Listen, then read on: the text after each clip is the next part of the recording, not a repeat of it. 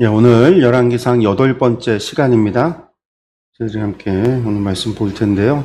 오늘 특별히 저희들이 이제 1부가 끝나고 이제 2부 왕국 분열과 타락의 시작 2부에 해당하는 12장에서부터 열왕기상 16장까지 이 부분에 대해서 저희들이 함께 보려고 합니다.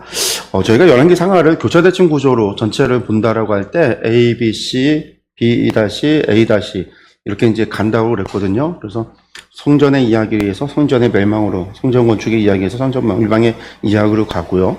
그 두 번째 B에 해당하는 게 왕국 분열에 관한 이야기예요. 그 첫 이야기는요, 나라가 분열이 돼서 북이스라엘이 세워지는 이야기가 나오죠. 나중에 이제 B-를 가면 17장 마지막 이야기가 북이스라엘의 멸망의 이야기로 끝나요. 서로 이게 쌍을 이루면서 열왕기상하가 이제 기록이 진행이 되는데요. 우리가 이제 그 이야기 왕국 분열로부터 시작해서 북왕국 그리고 남왕국 왕들의 이야기 속에 담겨 있는 하나님께서 그들을 어떻게 평가하셨고 그들의 무엇을 하나님이 죄로 여기셨는가에 대한 이야기들이 이제 전개가 됩니다. 그런데 다시 한번 이야기를 드리지만 열왕기 상하가 기록되고 백성들한테 낭독되어지고 그들을 가르쳤던 때가 언제냐? 바벨론 포로 시기라고 그랬어요. 그러니까 항상 바벨론 포로 시기구나라고 하는 걸 우리가 염두에 두고 봐야 돼요. 그러니까 열왕기 상하가 과거의 이야기를 어떻게 오늘 만약에 이제 바벨론 포로 시기에 살았던 그들에게 있어서는 오늘 그때 오늘 우리에게 어떤 메시지를 주고 있는가라고 하는 거에 초점이란 말이에요. 그러니까 과거에 우리가 어떤 잘못을 해왔었는가를 이야기를 하는 거예요.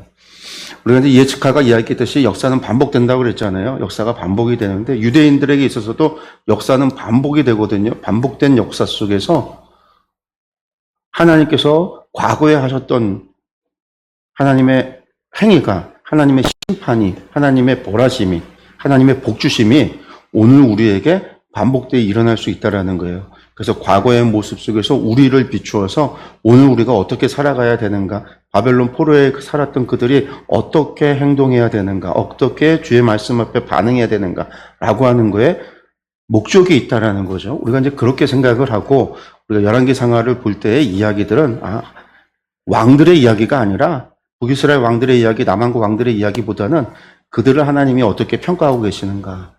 그래서 초점이 그들의 업적을 나열하고 업적을 이야기하기보단 그들이 도대체 무엇을 잘못했는가에 대한 이야기가 더 많다라는 거죠.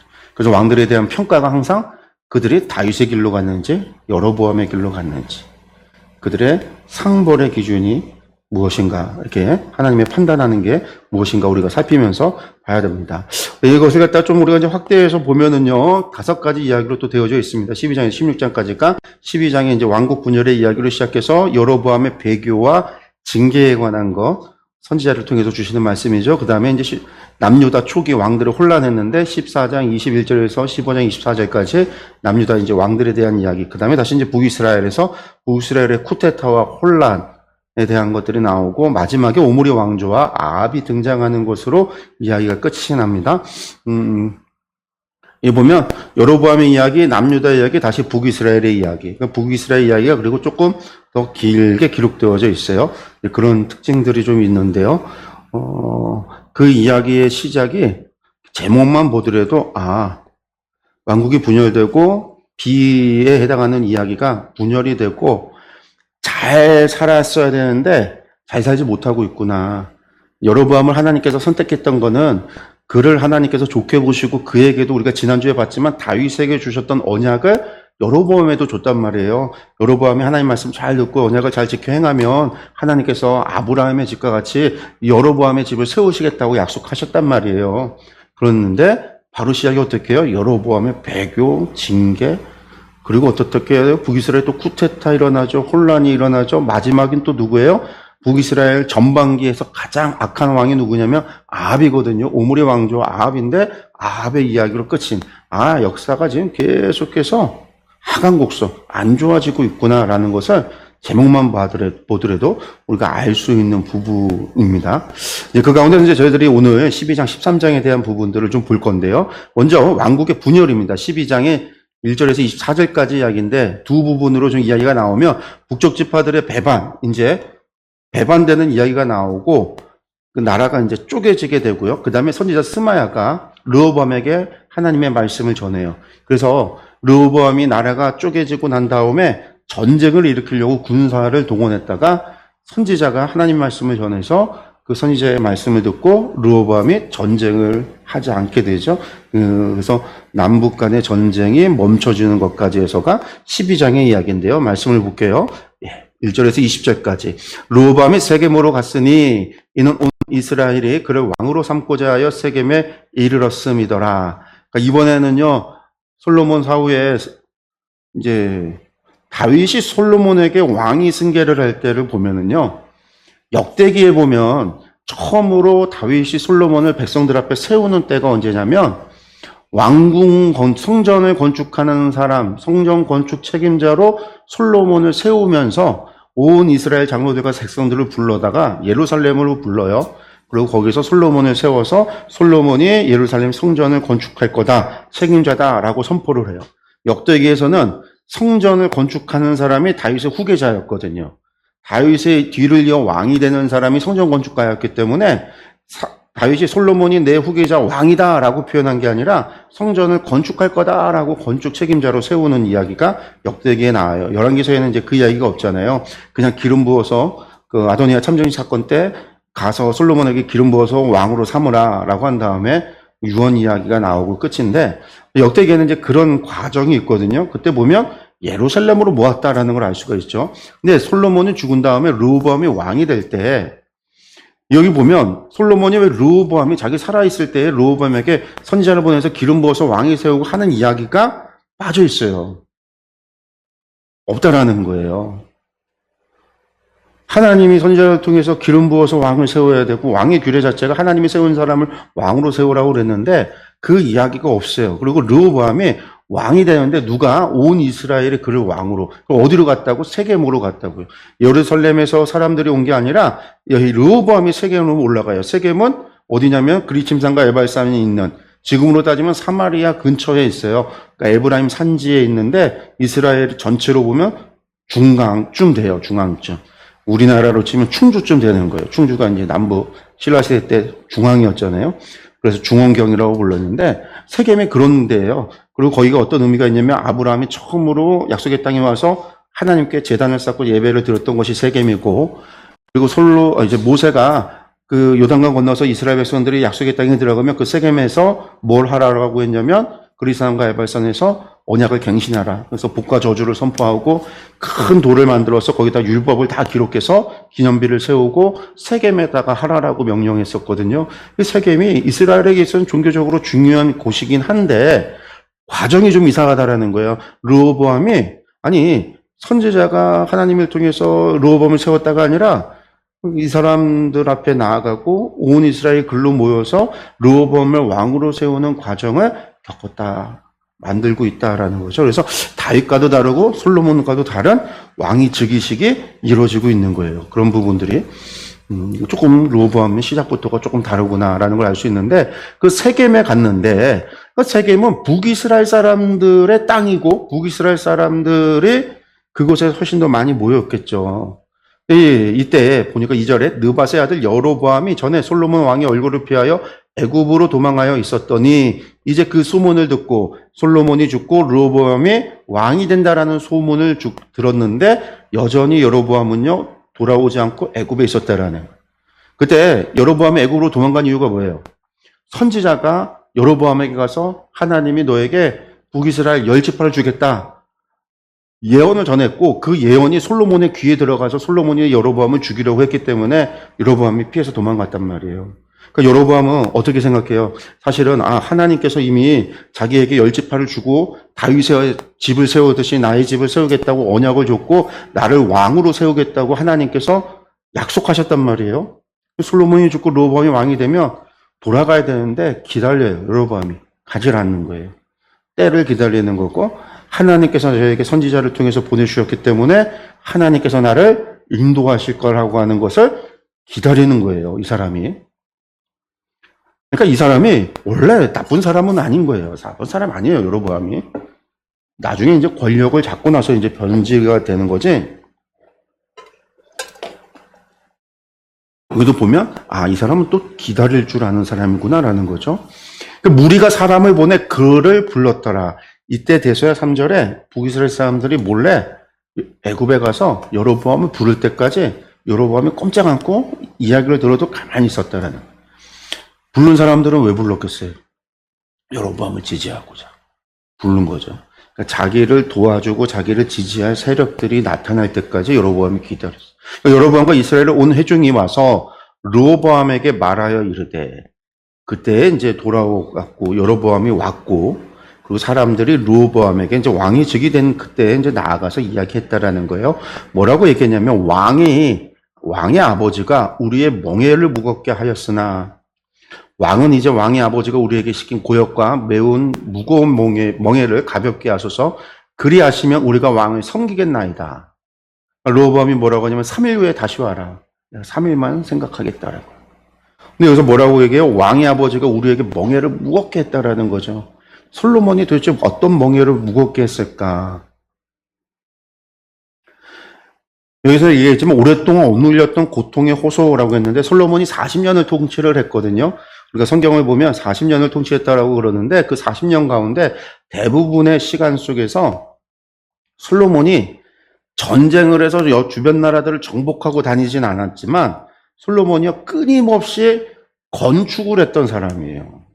성전도 7년 지었죠. 14년 동안 자기 왕궁도 지었죠. 그 외에 국고성도 지었고요. 창고도 지었고요. 마병과 병거를 두는 그런 요새도 지었고요. 수많은 건축을 했거든요. 그것만이 아니죠. 그 건축을 하기 위해서 또 많은 사람들을 또 해외, 레바논에 보내서 나무 자르는 일에 동원도 하고 그랬단 말이에요. 여기 보면 멍에라고 하는 말이 히브리어로 올이라고 하는데 원래는 짐승의 목에 얹어서 노동을 시키는 그런 도구인데 성경적인 의미는 성경에서는 타인에 의해 강요된 압제 뭐 이런 거거든요.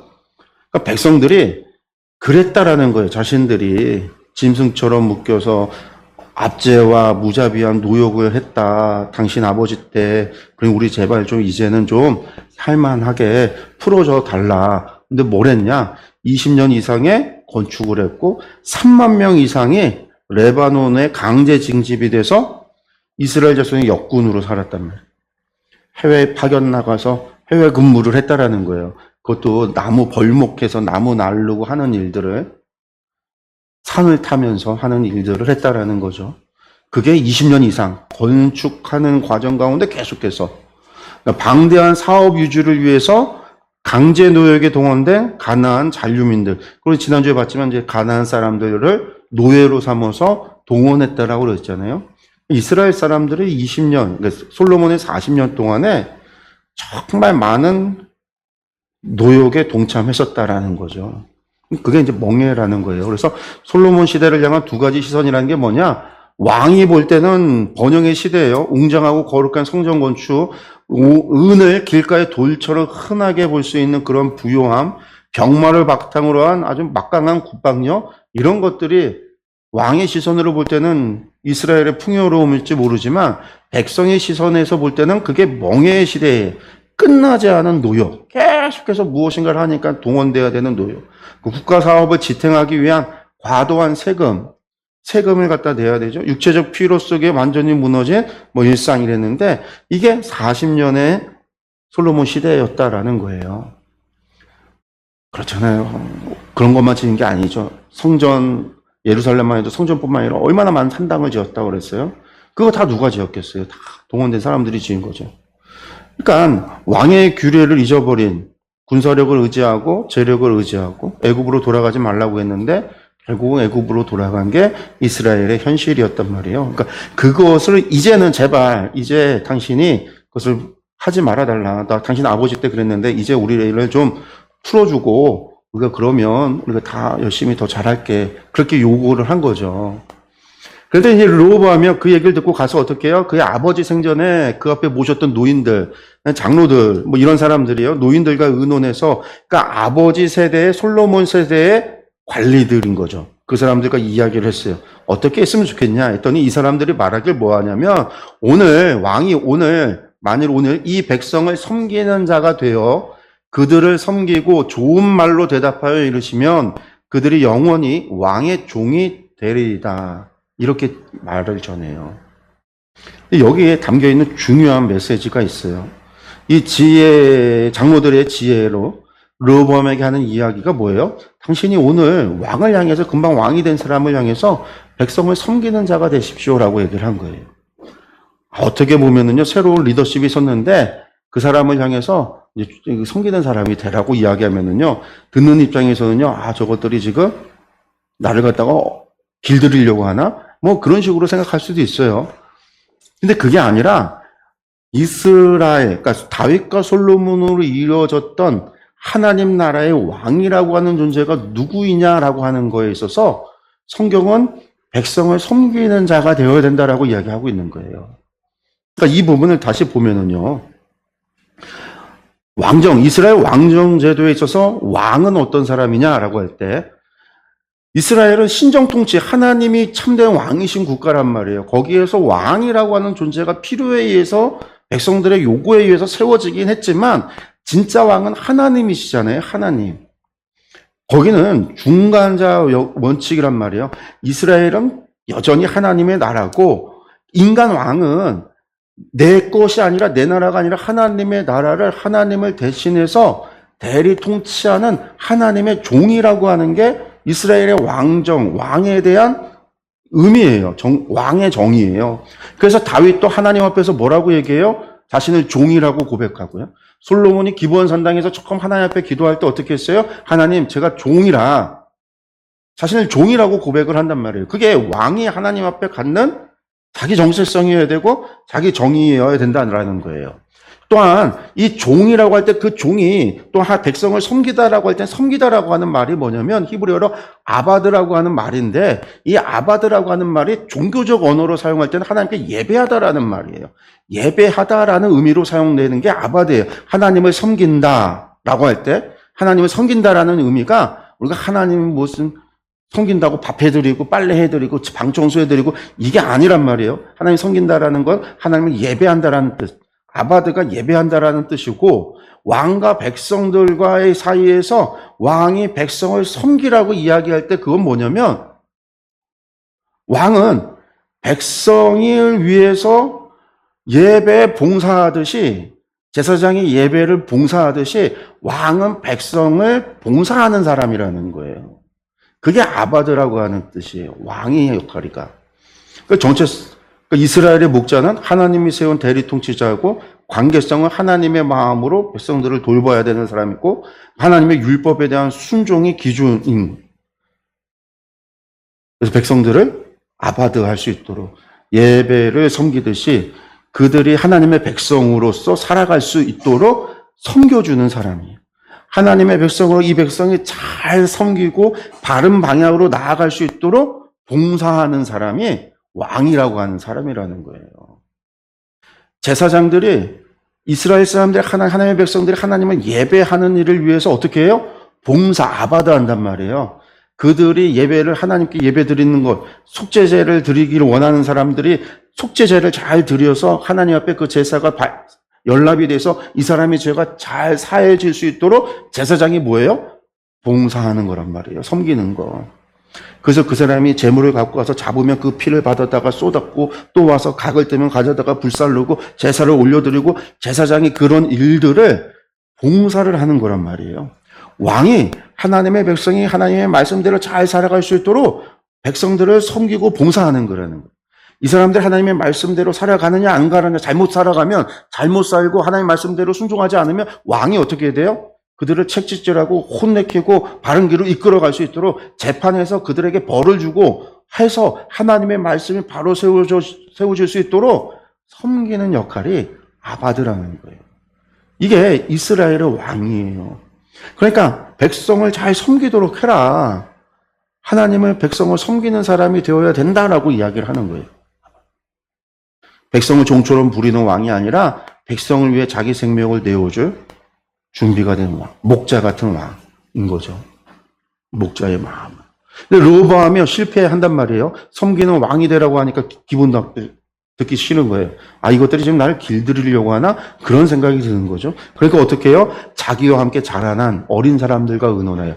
자기와 함께 자라난 사람이라는 건 뭐냐면 자기와 함께 교육받은. 르호보암이 왕으로 교육을 받으면서 솔로몬의 후계자로서 교육을 받을 때 장관들, 귀족들의 자녀들이죠. 평민들이랑 함께 어울렸겠어요. 왕궁에서 하는 사람들, 그런 사람들, 섬기는 사람들의 자제들과 함께 교육받고 함께 자라고 어울리면서 함께 교육받은 사람들이라는 거예요, 사실은. 그러니까 그런 사람들과 자기 친구들과 의논을 했어요. 그랬더니 이것들이 뭐라고 그래요? 너희는 어떻게 자문하여 이 백성에게 대답하게 하겠느냐? 그러니까 백성이 내게 말하기를 왕의 아버지가 우리에게 매운 멍에를 가볍게 하라 했으나 함께 자라는 소년들이 왕에게 말하기를 뭐라고 해요? 더 무겁게 해라. 채찍으로 했으면은 정갈 채찍으로 해라. 더 가혹하게 해라. 라는 거예요. 더 무섭게 하라. 지금 너를 우습게 알고 너 길들이려고 하는 거야. 이럴 때 너의 권위를 세워야 돼. 그 권위를 포갑으로 힘으로 찍어 눌러야 돼. 이 친구들이요. 함께 교육받은 이 세대가 그렇게 이야기하고 있는 거예요.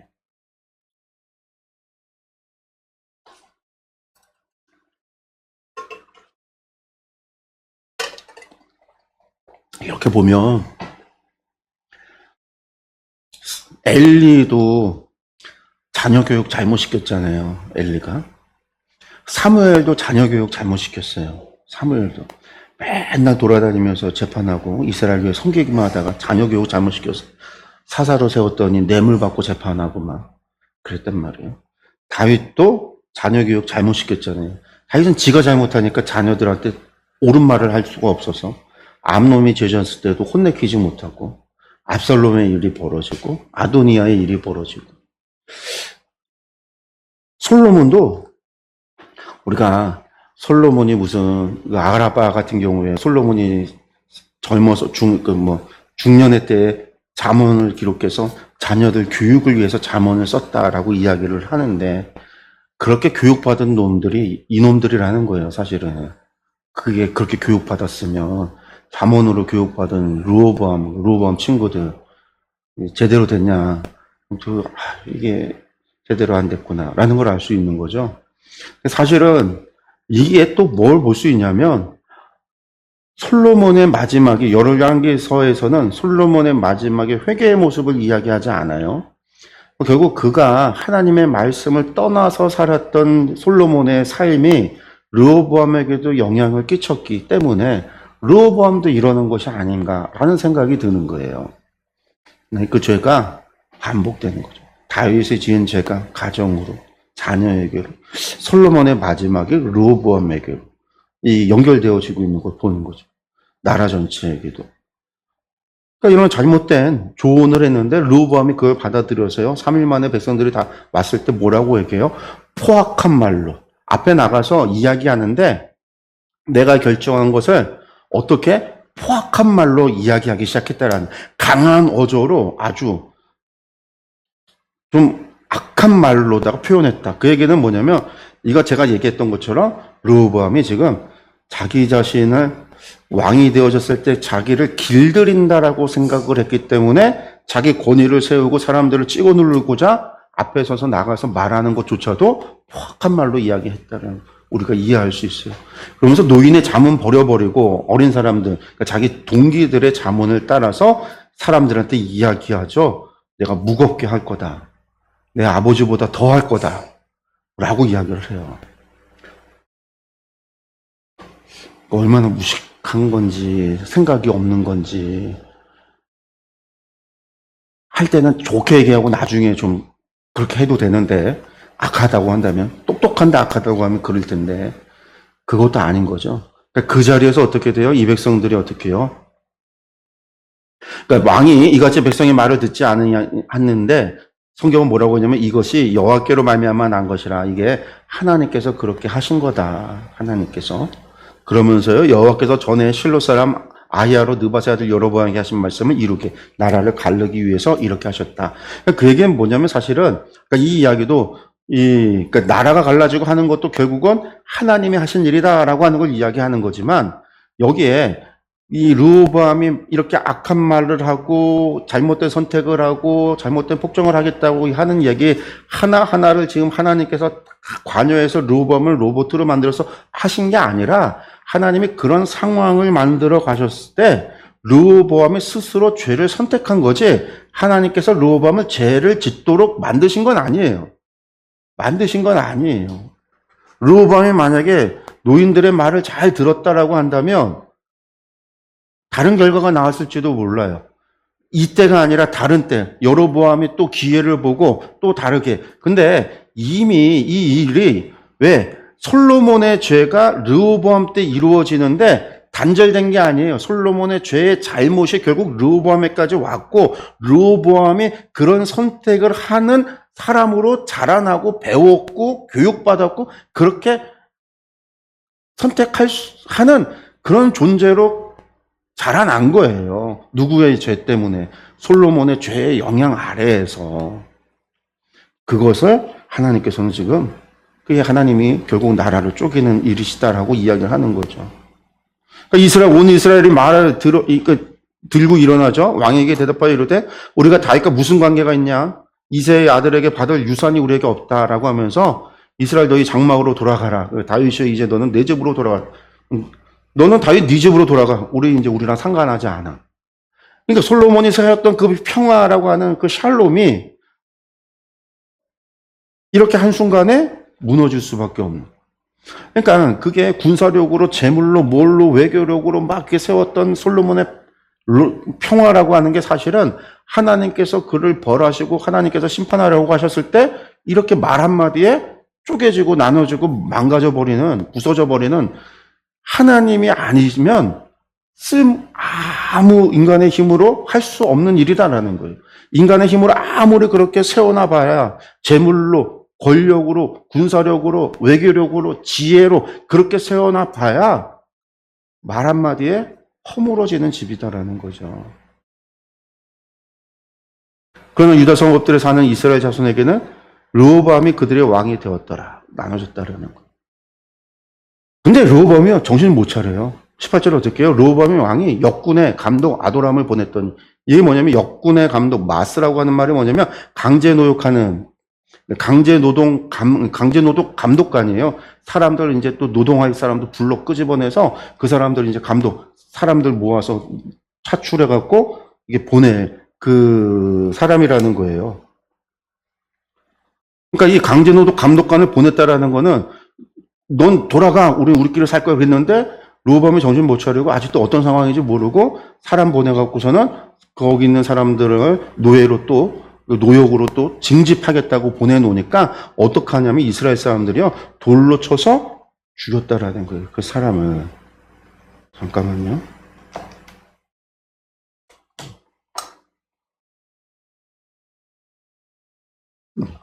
돌로 쳐서 죽였다라는 거죠. 그러니까 이제 그 얘기를 듣고 여로보암이 어떻게 돼요? 그러니까 르호보암이 화가 날 수밖에 없죠. 그리고 이제 이스라엘 사람들도요. 르호보암이 이제 역군을 죽였으니까 이 일로 인해서 사람들이 전쟁이나 보복이나 올 수 있으니까 빨리 뭉칠 수밖에 없어요. 그래서 어떻게 이 사람들이요? 여로보암에게 와서 여로보암을 왕으로 세웠다라는 거예요. 공회로 청해서 이 사람들의 장로들, 대표들이 모여서 회의를 하고 여로보암을 불러서 왕으로 세웠다. 왜 왕으로 세웠을까요? 하나님이 여로보암에게 선지자를 보내요. 왕이 되게 하겠다라는 이야기를 아는 거죠. 북이스라엘 사람들도. 그래서 왕으로 세운 거예요. 그 다음에 이제 두 번째, 스마야가 전한 여호와의 말씀했는데, 그러니까 르호보암의 그 일을 듣고 화가 날 수밖에 없죠. 그러니까 어떻게 해요? 백성들을 불러 모읍니다. 군대를 모아요. 유다 족속하고 베냐민 지파에서 용사를 불러 모았어요. 군인을 불러 모았다라는 거예요. 이때 18만 명이 나와요. 그래서 이 18명으로 이스라엘 족속과 싸워서 나라를 회복하려고 전쟁을 시작을 하려고 그래요. 아마 이때 전쟁을 했으면 르호보암이 이겼을 수도 있어요. 왜냐하면 아직 북이스라엘이 이렇게 조직적으로 군대를 모으고 할 수 있는 상황이 되지는 않았을 것 같아요. 그런데 왜냐하면 여로보암으로 막 이제 왕이 되고 사람들이 했으니까 뭐 조직적일 수는 없을 것 같아요. 그런데 이 18만 명을 세웠을 때 하나님께서요, 하나님의 사람 스마야 선지자를 보냅니다. 그러고 하는 얘기가 뭐냐면 올라가지 말라, 전쟁하지 말라라는 거예요. 너희 형제 이스라엘 자손과 싸우지 말고 집으로 돌아가라. 그러면서 무슨 얘기를 해요? 이 일이 나로 말미암아 일어난 거다. 내가 이렇게 한 거다라고 이야기하세요. 그러니까 어떻게 해요? 다시 돌아갔더라. 용사들이 자신의 집으로 돌아갔더라. 그래서 전쟁이 일어나지 않는 거죠. 여기에서 반복되는 거죠. 이 일이 누구로부터? 하나님께로부터 일어나는, 나라의 흥망성쇠가 하나님으로부터 이루어지는 것이 다른 외적인 세상의 어떠한 요인으로 이루어지는 게 아니라 우리가 하나님의 말씀을 떠났을 때, 우리가 하나님 말씀에 순종하지 않았을 때 하나님께서 하신다라는 거 반복적으로 이야기해주고 보여주고 있는 거죠.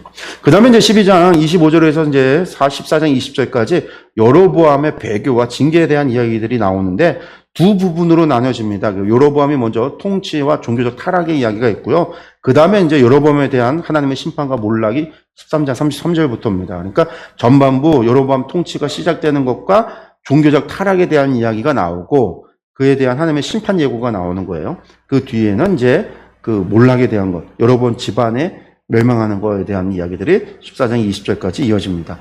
이 부분들을 또 이제 자세히 보면은 안에 이제 세 가지 이야기로 또 나눠지는데 먼저 여로보암 통치와 종교적 타락에 대한 이야기를 보면 사이비 종교를 만듭니다. 여로보암이 이게 12장 25절에서 33절인데 한마디로 사이비 종교예요. 사이비.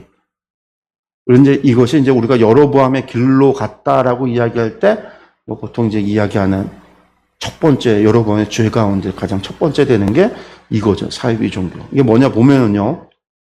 여로보암이 제일 먼저 한 일이 뭐냐면 에브라임 산지에 세겜을 건축했다. 그러니까 왕궁을 건축한 거예요. 자기 왕궁을 건축을 했어요. 거기서 살며 또 거기서 나가서 분회를 건축하고 사실 여로보암이 왕이 돼서도 뭐 했어요? 건축했다라는 거예요. 백성들도 동원해서 싫다고 했는데 여로보암 그래서 싫다고 했는데 겨우 왕으로 세웠더니 또 그런 거죠. 근데 이렇게 세우고 난 다음에 그의 마음에 스스로 이르기를 나라가 이제 다윗의 집으로 돌아가리로다. 자기도 생각할 때 보니까 르호보암과의 차이점이 없잖아요. 솔로몬과의 차이점도 없어요. 자기가 왕이 돼서 제일 먼저 한 일이 자기 왕궁 짓는 일인데 백성들이 노욕 좀 하지 말게 해달라고 얘기했는데 자기가 왕이 되어 그것 때문에 왕이 됐는데 또 노욕을 시켰단 말이에요. 차별점이 없으면 사람들이 여로보암이나 르호보암이나 그럴 수밖에 없잖아요. 여로보암 생각에 머리를 이제 굴리기 시작을 하는 거죠. 다윗 집으로 돌아가리라. 그러면서 또 보니까 뭐가 있어요? 성전이 예루살렘에 있는데 성전에 이스라엘 사람들은 1년에 3번씩 남자들은요 반드시 1년에 3번 성전에 올라가서 제사를 드려야 된단 말이에요. 유월절 무교절하고 그 초막절에 가야 되고 오순절에 가야 되고 이 사람들이 그 절기 때 성전에 올라가서 제사를 드려야 돼요. 그러니까 사실은 이것만 있는 게 아니에요. 중간에 11조 내는 가축의 11조를 내는 달이 있고요. 음식 전에 1년에 소산의 11조를 내는 절기도 또 있어요. 그러니까 그런 것들이 있으면 이 사람들이 성전에 하나님 앞에 제사 드린다고 자꾸만 올라가고 예루살렘에 올라가면 거기 가서 제사 드리다가 르호보암에 물들어서 자기 배신하고 또 르호보암을 따라갈까봐 겁이 나기 시작을 하는 거죠.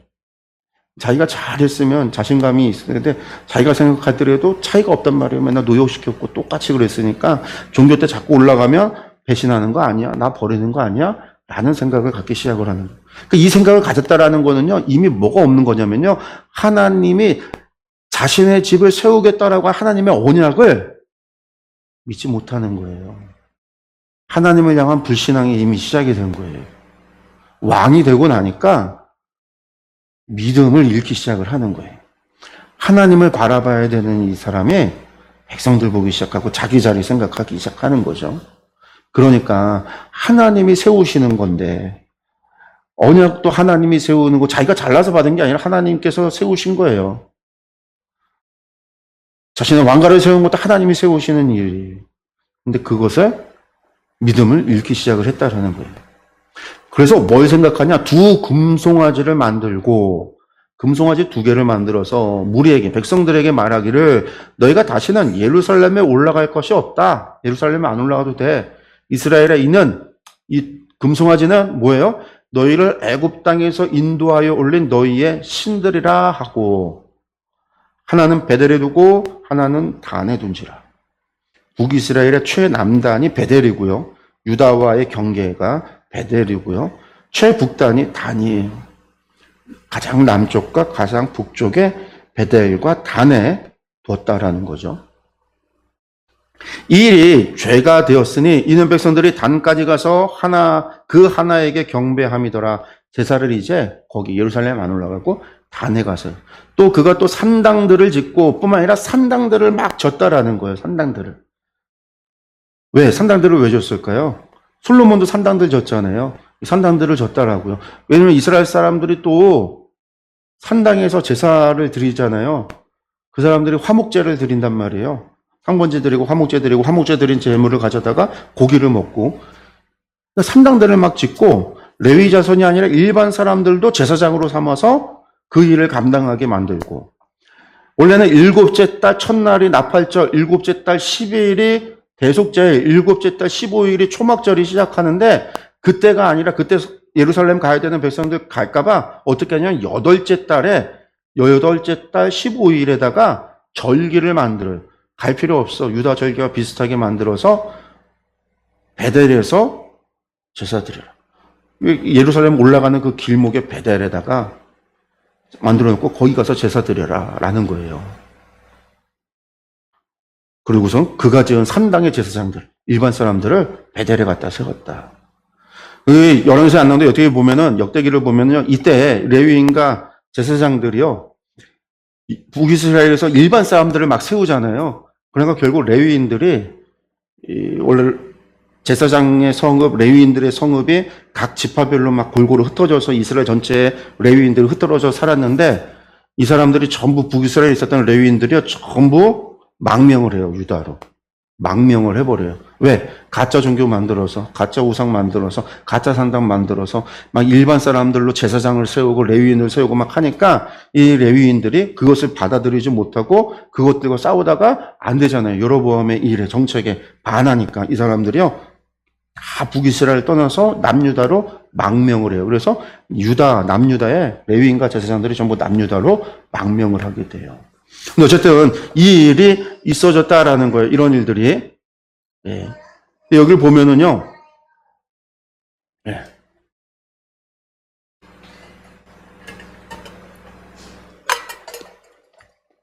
갈등이 시작했는데 약속과 불안의 충돌. 그러니까 하나님께서 너의 집을 세워주겠다라는 약속하셨지만 북이스라엘이 그것을 그러니까 여로보암이 그걸 믿지 못한 거예요. 자기가 행했던 그런 건축 사업, 백성들의 불만이 나올 수밖에 없어요. 불만도 나오고. 그리고 또 르호보암이는 예루살렘으로 제사 드리고 있는 그 사람들 그런 걸 봤기 때문에 하나님의 약속을 믿지 못하고 저버리고 자신의 이제 통치를 위해서 가짜 종교를 만든 거죠. 사이비 종교. 이 세 가지 정책이 공간 왜곡, 단과 배달에 금송아지를 뒀다라는 거. 리더십 왜곡했는데 레위와 제사장들을 가짜 일반 사람들을 세웠다라는 거. 시간 왜곡했는데 절기를 또 만들어서 가짜 절기를 만들어서 사이비 종교를 만들었다라는 거예요. 이 두 질서가 하나님의 질서와 부딪히는 게 원래 예배의 질서가 예루살렘 성전이었는데 단과 베델로 북이스라엘은 바뀌었고 구별된 레위 자손 하나님이 구별한 레위 자손을 통해서 종교적 섬김 중재자를 세웠는데 임의로 세운 일반 백성으로 7월에 장마절이 정해진 때 하나님이 세운 건데 8월 15일 편의와 모방을 따라서 만든 가짜 종교를 만들었다라는 거죠. 그리고 여로보암은 왜 금송아지를 만들었을까? 왜 우상숭배?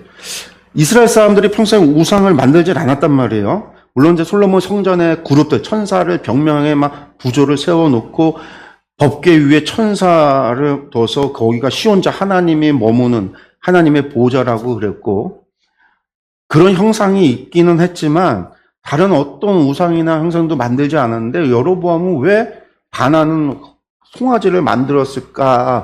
가짜 종교를 만들더라도 비슷하게 형상을 안 만들어도 되는데 왜 송아지였을까라는 의문이 들잖아요. 근데 송아지, 왜 금송아지였는가라고 한다면 당시 금송아지가 풍요와 다산의 상징을 가지고 있었어요. 모든 그 고대 근동의 풍요와 다산의 상징이었고 애굽에서는 아피스라고 하는 황금소 숫소가 아피스라는 신이었고 가나안 바알 신전에도 보면 바알 옆에 송아지가 있어요. 금송아지가. 그런 것들이 있었고요. 솔로몬이 성전을 지을 때 물덩이를 만들 때 물덩이를 송아지가 이고 있어요. 이렇게 등에 지고 송아지로 만든. 백성들한테 그렇게 소라고 하는 상징이 가지고 있는 게 그러한 여러 가지 상징들을 가지고 있었어요. 매력적인 하나의 종교적 상징이 소라고 하는 거고요. 그리고 중요한 건 오늘 말씀에는 마치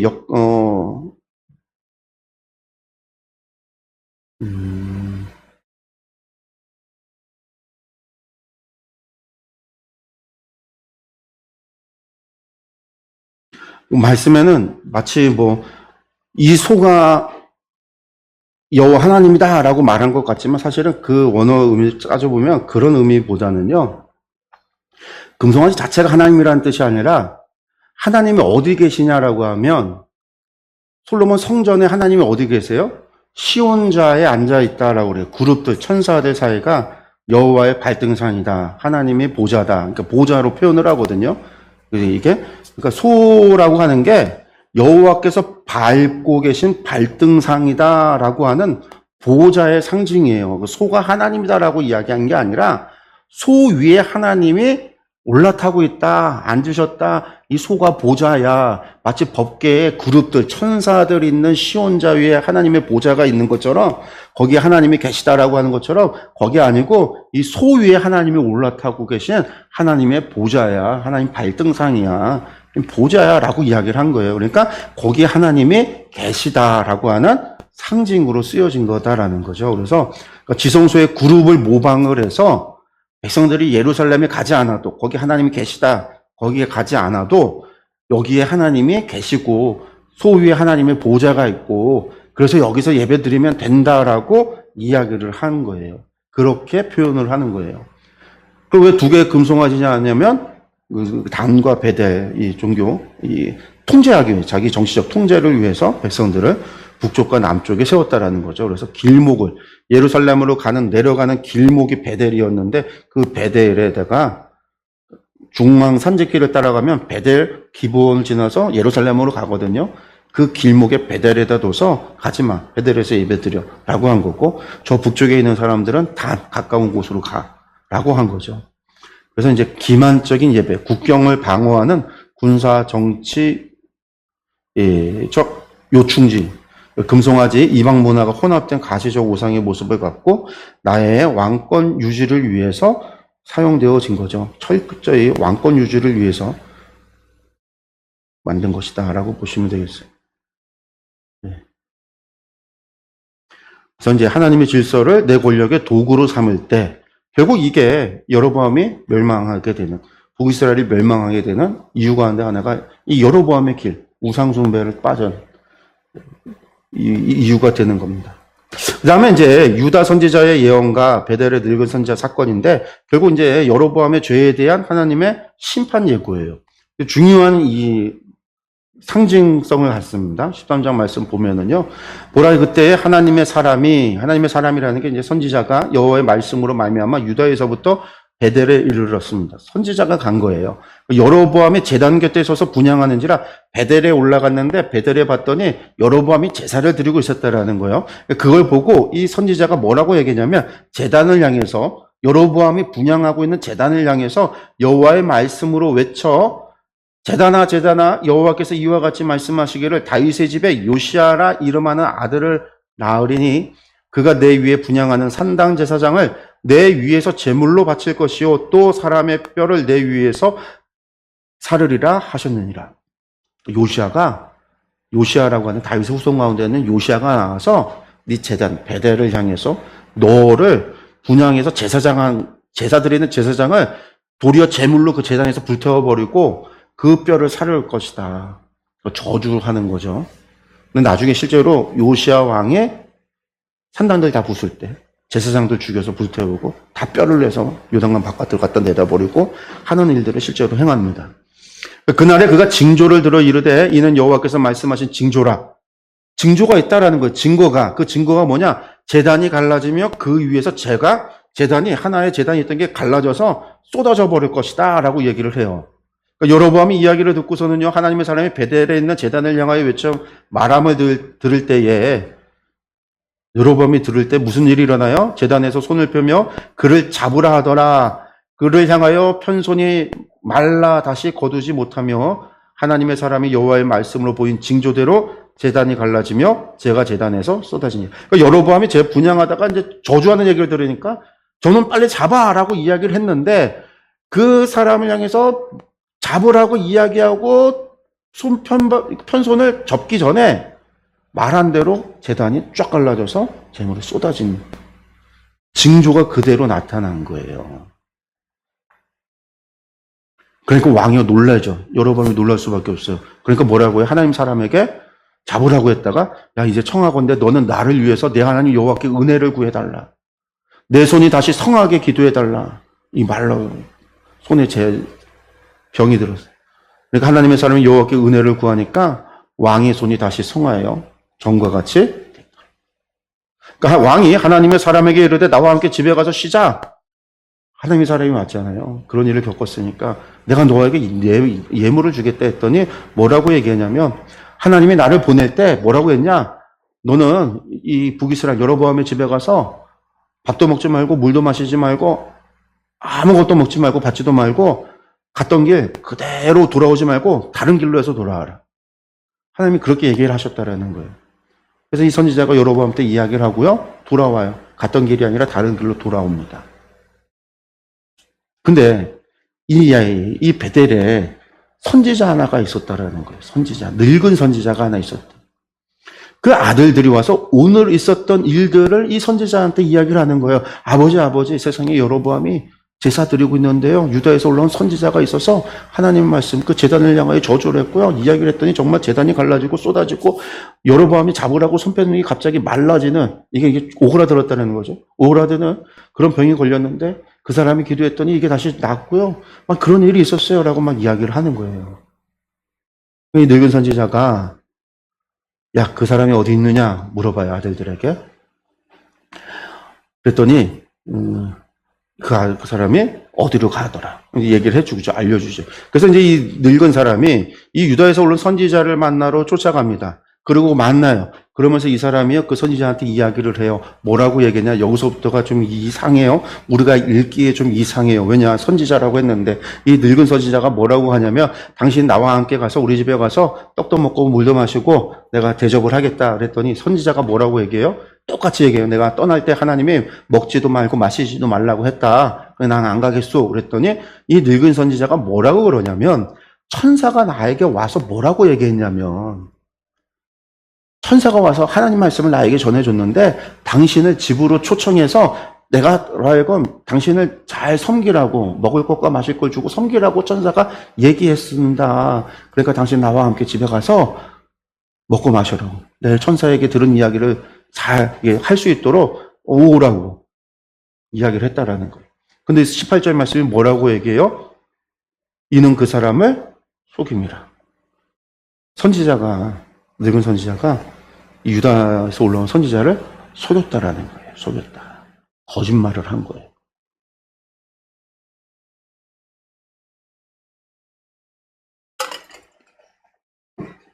근데 유다의 선지자가 그 얘기를 믿었어요.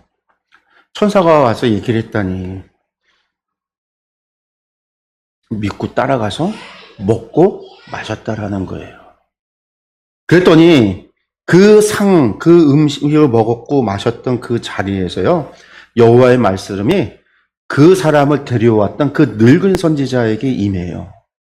하나님의 말씀이 임했다라는 거예요. 그러면 이때부터 이 선지자가 이 유다 선지자를 향하여 이야기하는데 이 말은 하나님의 말씀이다라는 거예요. 뭐라고 하나님이 말씀하시냐면 유다에서 온 하나님의 사람을 향해서 외쳐 말하기를 이르되 여호와의 말씀에 내가 여호와의 말씀을 어기며 내 하나님 여호와께서 내게 내리신 명령을 지키지 아니하고 돌아와서 여호와가 너더러 떡도 먹지 말고 물도 마시지 말라 하신 곳에서 떡을 먹고 물을 마셨느냐?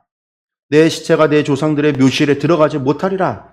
유대인들에게 있어서 조상들의 묘실에 못 들어간다면 구원받지 못한다라는 얘기거든요. 저주의 얘기예요. 그런다라는 거예요.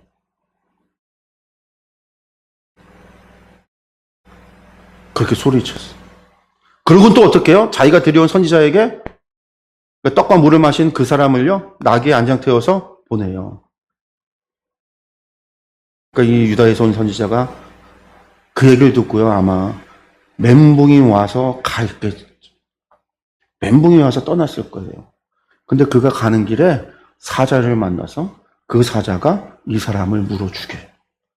근데 사자가 사람을 물어 죽이면요, 이렇게 재미로 물어 죽는 게 아니죠. 잡아먹으려고 무는 거잖아요.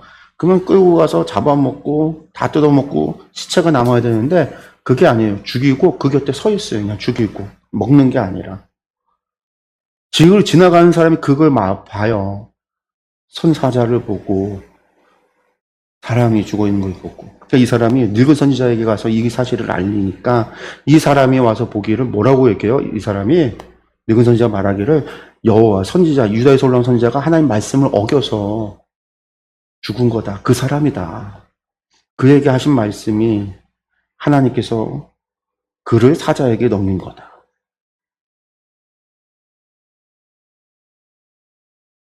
그러고서 아들들 데리고 가갔고요. 그 시체를 갖고 오죠. 그 사이에 어떻게 해요? 시체가 있는데 곁에 사자는 있고요. 먹지도 않아요. 사람들이 데려가는데도 사자가 아무것도 안 하고 가만히 서 있는 거죠. 그리고서는 늙은 선지자가 와갖고요. 이 선지자를 갖다가 죽은 선지자를 장사 지내요. 그러면서 29절 슬피 울며 슬피 울면서 장사했다라는 거예요. 그의 시체를 자기의 묘실에 두고 오호라 내 형제여 하며 그를 위하여 슬피 우니라. 또 뭐라고 얘기했냐? 아들들에게 말하길요. 내가 죽거든. 이 사람하고 같이 장사 지내줘. 같이 뼈를 같이 돌아.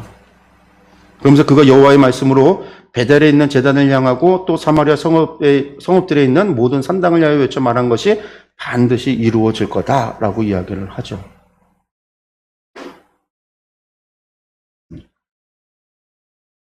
32죠. 여러분, 근데 이 이야기를 보면은 어떤 생각이 들어요? 아니, 늙은 선지자가 거짓말해갖고 속인 거잖아요. 속여서 사람 먹여놓고, 그래서 죽게 만들고, 죽으니까 장사 지내고 거기서 울고 있고. 이게 도대체 뭐냐라는 거예요. 뭐냐라는 거예요. 그리고 이게 하나님께서 하셨다라는 거잖아요. 하나님이 선지자에게 임해서 이야기하고 그 사람 죽게 하고. 하나님 도대체 무슨 뜻으로 왜 그랬는가. 근데 이 이야기가 전하고 있는 중요한 메시지가 있는 거죠. 그게 뭐냐면 심판을 선포했던 사람의 허무한 죽음이 우리에게 보여주고 있는 게 제단을 향한 담대한 심판 선포하는데 타협 없는 귀한 길에 닥친 갑작스러운 죽음이라고 얘기했어요. 나도 그대와 같은 선지자라. 이 속임수에 넘어갔단 말이에요. 나비다. 이게 나비 선지자라는 건데 나비가 이제 선지자라는 뜻인데 나도 당신과 똑같은 선지자라라고 하는 말에 넘어갔어요. 속았어요. 천사가 전했다는 거짓말을 듣고 선지자라는 말을 듣고 조금만 분별을 할 수 있으면 내가 하나님 앞에 물어본다라고 얘기를 했어야지. 당신에게 천사를 통해서 하나님 말씀하셨으면 나에게도 하나님이 또 말씀하실 텐데 라고 분별했어야 되는데 이 사람이 사실은 분별하지 못했다라는 거예요. 이 사람의 죄가 잘못이 있는 거죠. 영적 분별하지 못했다라고 하는 그 결과가 결국은 불순종으로 이어진 거니까 잘못이 있다라는 거예요. 그런데 이걸 통해서 하나님이 어떤 일을 이루었어요? 선지자라고 해도요, 예외가 없다라는 거예요. 하나님의 일을 해서 하나님이 보내서 하나님 말씀 듣고 가서 전한 사람이 아주 잘 전했어요. 아주 담대하게 여로보암을 향해서 하나님 말씀을 선포했던 사람이에요. 그런데 그러한 사람 있다 할지라도 하나님 말씀에 불순종했을 때 어떤 일이 벌어지는 거예요? 예외 없이 심판을 받는다라는 거예요. 심판을 받는다. 이 늙은 선지자는요, 그 사실을 안 거예요. 지금 하나님께서 나에게 왜 이런 일들을 이렇게 하셨는가가 하나님께서 이 사건을 통해서 하나님께서 얼마나 공정하고 엄정하고 정확하게 판결하고 심판을 멸하시는지, 잘못한 거에 대해서 죄를 벌하고 계시는지, 반드시 하나님은 말씀하신 것을 이루신다라는 사실을 이 늙은 선지자는 깨달은 거죠. 그리고 이게 바벨론 포로기에 있던 사람들에게 전해진 이야기라고 그랬잖아요. 하나님 과연 살아계실까? 우리는 왜 끔찍한 고난을 당했을까? 제국들의 흥망성쇠하에서 모든 걸 잃어버렸던 이스라엘의 공동체, 하나님의 메시지, 하나님 말씀은 결코 땅에 떨어지는 것이 아무것도 없다라는 거. 하나님은 반드시 말씀한 걸 이루신다라는 거예요. 참 선지자라 할지라도 불순종했을 때 진짜 선지자였죠. 유다에서 올라온 선지자가 가짜가 아니라 진짜였음에도 불구하고 그도 불순종했을 때 하나님의 심판을 피할 수 없었던 것처럼 우상 숭배에 빠졌던 이스라엘의 심판은요, 당연하다라는 거죠. 북이스라엘의 멸망은 당연한 거예요. 범죄했으니까. 우리 유다의 멸망과 우리가 포로로 되어진 건 우리의 죄 때문이라고 하는 당위성이 주어지는 거죠. 그리고 이 늙은 선지자를 통해서 죄책감을, 자신의 속임수가 결국 하나님의 종을 죽게 했다라는 슬픔도 있는 거고, 경외심도 있죠. 하나님의 말씀이 이루어지는 것에 대한 두려움과 경외가 있는 거고, 하나님의 살아계심을 목도했으니까. 사자가 서 있는 그 모습 속에서 하나님의 역사를 본 거니까, 죽음과. 그래서 결국은요, 자신의 뼈도 그의 뼈와 함께 곁에 뒀다. 곁에 두라고 자신의 죽음 이후에 이야기하고 있는 것이, 죽은 선지자가 전한 심판의 메시지가 하나님의 참된 말씀입니다라고 하는 것을. 그래서 선언하는 거잖아요. 반드시 이루어질 거다. 베델과 산당들에게 얘기했던 것들이 반드시 이루어질 거다라고 하는 선포의 이야기대로 그렇게 선포가 되는 거죠. 반드시 하나님 말씀이 선포되어지는 것. 이루어짐에 대한 것들이 나오는 거예요. 그래서 사실은 비극을 전하는 이야기가 늙은 선지자가 거짓말을 하고 막 이야기하는 게, 그리고 또 슬퍼하고 막 그런 것들이 참 모순되어져 보이고 자기 모순처럼 보이고 그렇게 보이지만, 이것은 하나의 이야기를 통해서, 이 사건을 통해서 전하고자 하는 것이 무엇이냐면, 선지자라 할지라도 하나님의 백성이라 할지라도 백성을 떠난 선지자, 하나님의 사람, 그래서 일부러 하나님의 사람이라는 말로 계속 표현하잖아요. 하나님의 사람이, 하나님의 속한 사람이, 하나님이 택한 사람이, 하나님이 보낸 사람이 그러한 사람이라 할지라도 하나님 말씀에 불순종했을 때 어떤 일이 벌어지는가? 이거 나아가 하나님이 택한 이스라엘이라 할지라도, 하나님이 택한 하나님의 백성들이라 할지라도 하나님 말씀을 불순종했을 때 하나님의 심판은 반드시 이루어진다라는 거. 하나님은 죄를 눈 감아주지 않는다. 하나님의 성실하심이 반드시 일하신다라고 하는 것을 분명하게 보여주고 있다라는 거예요. 그걸 통해서 요구하는 건 뭐예요? 사실은 원하는 건 회개함과 돌이키는 거죠. 바벨론 포로기에 살았던 그 사람들이 돌아오기를 원하는 거죠. 사실 이 유다에서 올라온 사람을 통해서 여로보암에게 그런 말을 전하게 하신 이유는 뭘까요? 하나님께서 선지자를 보내시는 이유는 단 한 가지밖에 없어요. 뭐예요? 회개하라라는 거예요. 그러니까 과거 여로보암 시대에 하나님은요, 여로보암이 회개하기를 원하셔서 선지자를 보내시는 수고를 하셨어요. 그런데 회개하지 않았던 여로보암이, 돌이키지 않았던 여로보암이 결국은 그 죄로 말미암아 멸망에 이르는 거죠. 그의 집안이, 하나님이 세웠던 그 언약을 하나님께서 그 집을 허무시는 거죠. 여로보암의 집을. 그 이야기는 이제 다음 주 이어서 볼 수 있습니다. 우리가 이제 오늘 저희가 여로보암 통치와 종교적 타락에 관한 이야기들 말씀으로 좀 봤고요. 이 말씀 통해서 성경이 우리에게 보여주고 있는 것, 당시 바벨론 포로 그 사람들에게 얘기했고 또 오늘 우리에게 이야기하는 거는요, 하나님 말씀을 떠났을 때 결국은 그 죄에 대한 심판이 죄의 결과로 이루어졌다라는 거, 하나님의 심판이 죄의 결과였다라는 것. 솔로몬의 죄가 르호보암에게로, 그 남북의 갈라짐, 북이스라엘 나중에 멸망이 여로보암의 죄로부터 시작되어질 때 그 죄가 무엇이었는가? 하나님의 나라에 하나님의 왕이 섬기는 사람이 되어야 되는데 지배하는 사람이 되려고 하고 소유하는 사람이 되려고 하고 주인이 되려고 했을 때 자기 백성을 자기가 통치하고 자기가 조종하고 자기가 자기 소유로 삼으려고 했을 때 결국 그 죄가 그렇게 나타났다라는 거예요. 우리가 이런 것들을 기억했으면 좋겠고요. 우리도 하나님 앞에요, 섬기는 사람으로 부름받았어요. 우린 다 제사장으로, 왕 같은 제사장으로 부름받았잖아요. 우리는 섬기는 사람으로 온 사람들. 교회를 섬기고, 예배를 섬기고, 성도들을 섬기고, 서로가 서로를 섬겨야 되는, 어떤 섬김이어야 돼요? 사랑으로 섬겨야 되는, 우리가 형제를 내 몸과 같이 사랑하는 우리 교회가 그러한 교회가 되어지고 그의 섬김의 그런 교회가 되기를 간절히 소원합니다. 오늘 여기서 마치도록 하겠습니다. 기도하겠습니다.